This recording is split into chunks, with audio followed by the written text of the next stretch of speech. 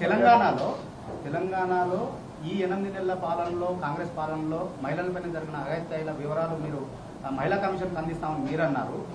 BRS 9 ఏళ్ల పాలనలో 1,50,000 చిలుకు అఘాయిత్యాలు జరిగా వివరాలన్నీ కూడా కేటీఆర్ మాట్లాడితే బాగుంటుంది. ఆ వివరాలని నిన్న బయట పెట్టారు సీతక్క. సరే, ఇన్ని రోజులు 8 నెలలు గవర్నమెంట్లో ఉన్న తర్వాత మొత్తానికి మంత్రి గారికి మహిళల మీద జరిగిన అఘాయిత్యాలు గుర్తుకొచ్చినందుకు, ఇప్పటికైనా గుర్తుకొచ్చినందుకు మంచిదే.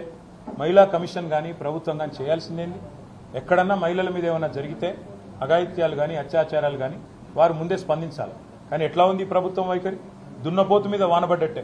అక్కడ కొల్లాపూర్లో ఒక చెంచు మహిళ మీద అఘాయిత్యం జరిగితే మా నాయకురాలు సత్యవతి గారు, సబిత గారు, మా నాయకులు మరి జనార్దన్ రెడ్డి గారు, గోవల బాలరాజు గారు, బీరం హర్షవర్ధన్ రెడ్డి గారు అందరూ పోయి ఆ అమ్మాయిని నాగర్ కర్నూలు ఆసుపత్రిలో చేర్పించేదాకా స్పందన లేదు. అదేవిధంగా మొన్నటికి మొన్న షాద్ నగర్లో ఒక దళిత మహిళ మీద అక్కడ పోలీసులు అఘాయిత్యం చేస్తే దాని మీద స్పందన లేదు. చివరికి మా నాయకురాలు సబితా ఇంద్రారెడ్డి గారు పోయి గొడవ చేస్తే, మా ఆర్ఎస్ ప్రవీణ్ కుమార్ గారు పోయి గొడవ చేస్తే మొన్న మధ్యన ఆ పోలీసులను సస్పెండ్ చేసింది. ఒకటి కాదు, ఇవాళ చెప్పమంటే ఎన్ని అఘాయిత్యాలు ఎన్ని అత్యాచారాలు జరుగుతున్నాయో తెలంగాణలో 8 నెలల్లో మీరే మీ కళ్ళ కట్టినట్టు చూడొచ్చు. మహిళా కమిషన్ అయినా రాష్ట్రంలోని శాంతి భద్రతల విభాగం పోలీసులైనా చేయాల్సిన పని ఏందండి? వాళ్ళు చేయాల్సిన పని మొదలు ఖచ్చితంగా రాష్ట్రంలో మహిళలు కానీ పిల్లలు కానీ రాష్ట్రంలో ఉండే మా అన్న తమ్ముళ్ళు కానీ ఇక్కడ ఉండే కుటుంబాలు కానీ శాంతియుతంగా బతికే విధంగా చూసుకోవాలి. ఆ తెలివి లేదు.